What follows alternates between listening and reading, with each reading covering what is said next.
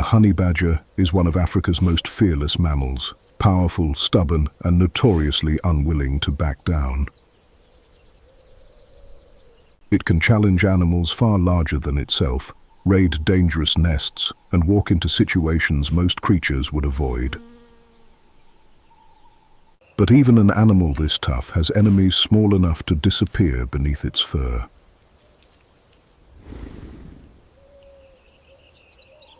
Ticks can attach where claws and teeth cannot easily reach, leaving irritation hidden beneath the honey badger's thick coat.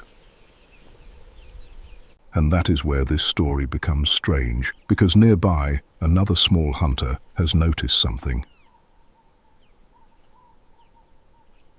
A banded mongoose is fast, curious, and constantly searching for small things it can eat, but approaching a honey badger is a serious risk. If parasites were visible in the fur, they could look like an easy meal.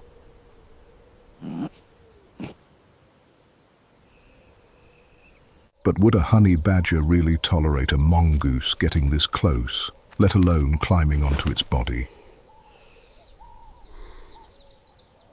One sudden movement from either animal could completely change the encounter.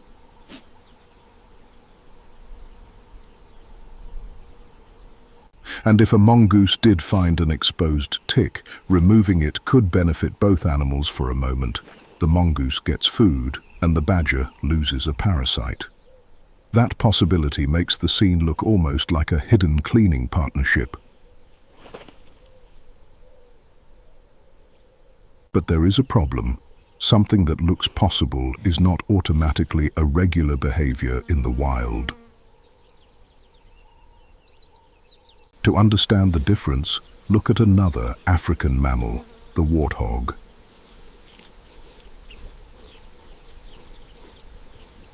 Warthogs can carry parasites in places that are difficult for them to inspect themselves. And, unlike our honey badger mystery, mongooses have been observed interacting closely with warthogs while searching their bodies for food. The mongoose can move through coarse bristles and skin folds, checking the places where small parasites can hide. When it finds a tick, the parasite becomes a tiny but valuable meal. For the mongoose, the reward is simple: food. For the warthog, an irritating parasite may disappear.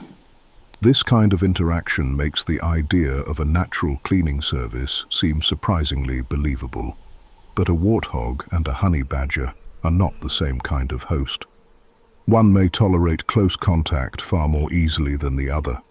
Honey badgers are generally solitary, defensive animals, and a mongoose getting this close would have to judge every movement carefully. So the image of mongooses routinely climbing over honey badgers and cleaning them sounds convincing, but that does not mean it is an established partnership. Could a brief interaction happen? Possibly. Could a mongoose take advantage of an exposed parasite? That is not impossible. But that is very different from proving a regular symbiotic relationship, and that is what makes nature so easy to misunderstand. Sometimes an encounter looks like cooperation when it may only be two animals taking advantage of the same moment. With the honey badger and mongoose, the most interesting answer may not be yes or no, but how carefully we separate what looks believable from what we actually know.